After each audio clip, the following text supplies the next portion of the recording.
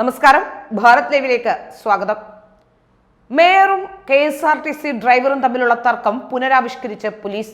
പരാതി ശരിവെക്കുന്ന തെളിവുകൾ ലഭിച്ചുവെന്നാണ് പോലീസിന്റെ പക്ഷം. മേയർ ആര്യ രാജേന്ദ്രനും KSRTC ഡ്രൈവറും തമ്മിലുള്ള തർക്കത്തിലെ സംഭവങ്ങൾ കഴിഞ്ഞ ദിവസം പുനരാവിഷ്കരിക്കുകയായിരുന്നു പോലീസ്. ഡ്രൈവർ യദു ബസ് ഓടിക്കുന്നതിനിടെ ലൈംഗിക ചേഷ്ട കാണിച്ചുവെന്ന മേയറുടെ പരാതി അന്വേഷിക്കുന്നതിന്റെ ഭാഗമായിരുന്നു രാത്രിയിലെ പോലീസ് നടപടി.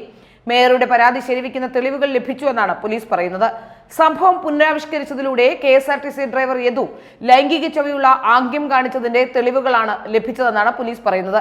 ഡ്രൈവർ മോശമായി ആംഗ്യം കാണിച്ചാൽ കാറിന്റെ പിൻസീറ്റിലിരിക്കുന്നയാൾക്ക് കാണാൻ കഴിയുമെന്നാണ് പോലീസിന്റെ കണ്ടെത്തൽ. പട്ടം പ്ലാമൂട് മുതൽ PMG വരെയാണ് ബസ്സും കാറും ഓടിച്ചു പരിശോധിച്ചത്.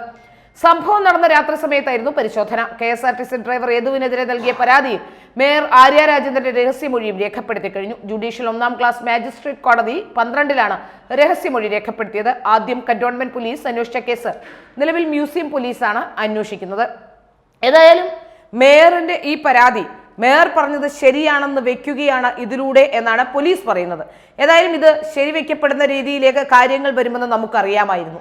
ഏതായാലും പിൻസീറ്റിലിരിക്കുന്നയാൾക്ക് ലൈംഗിക ചേഷ്ട കാണിച്ചാൽ കാണും എന്നാണ് ഇപ്പോൾ പോലീസ് കണ്ടെത്തിയിരിക്കുന്നത്. എന്നാൽ യദു ലൈംഗിക ചേഷ്ട കാണിച്ചോ എന്ന് വ്യക്തമാക്കുന്ന തെളിവുകൾ കൂടി ലഭ്യമായെങ്കിൽ മാത്രമേ കോടതിയിൽ ഈ കേസ് നിലനിൽക്കുകയുള്ളൂ. തൽക്കാലം മേയറെ രക്ഷിക്കാൻ വേണ്ടി പോലീസിന് ഇങ്ങനെയൊരു നടപടിയിലേക്ക് പോകാമെന്നല്ലാതെ ഈ കേസ് കോടതിയിലെത്തി അതിന്റെ അവസാന ഘട്ടത്തിലെത്തുമ്പോൾ അതിലേക്ക് വിധി വരുമ്പോൾ അതിന് കൃത്യമായ തെളിവുകൾ ഉണ്ടായെങ്കിൽ മാത്രമേ അത്തരത്തിൽ ഈ യദുവിനെ ശിക്ഷിക്കാൻ കഴിയുകയുള്ളൂ. തൽക്കാലം മേയർക്കെതിരെ ഉയർന്ന ആരോപണങ്ങളെ തടഞ്ഞു നിർത്താനും ജനരോഷം ഒന്ന് തണുപ്പിക്കാനും മാത്രമേ ഇത്തരമൊരു നീക്കത്തിലൂടെ പോലീസിന് സാധിക്കുകയുള്ളൂ. അത്തരമൊരു നീക്കം മാത്രമേ ഇപ്പോൾ മേയറും അതുപോലെ തന്നെ CPM ഒക്കെ ലക്ഷ്യം വെക്കുന്നുള്ളൂ എന്നാണ് മനസ്സിലാക്കാൻ സാധിക്കുന്നത്. കാരണം തൽക്കാലം ഉണ്ടായ ആ ഡാമേജ് കൺട്രോൾ അതിനുവേണ്ടിയുള്ള ശ്രമമാണ് പിൻസീറ്റിലിരുന്ന ആൾക്ക് കാണാൻ കഴിയും അത്തരത്തിലൊരു ലൈംഗിക ചേഷ്ട കാണിച്ചാൽ എന്ന് പറയുന്നതിലൂടെ പോലീസ് പറഞ്ഞു വെക്കുന്നത്. എന്നാൽ യദു ആ തരത്തിൽ ലൈംഗിക ചേഷ്ട കാണിച്ചുവെങ്കിൽ ആ ദൃശ്യം എവിടെ? അതാണ് ഇനി അന്വേഷിക്കാനുള്ളത്. ഏതായാലും നമുക്കറിയാം മേയർക്ക് അനുകൂലമായി മാത്രമേ കേരളത്തിലെ പോലീസിന് നിൽക്കാൻ കഴിയുകയുള്ളൂ. ഇല്ലെങ്കിൽ പോലീസിന്റെ അവസ്ഥ എന്തായിരിക്കുമെന്ന് നമുക്കറിയാം.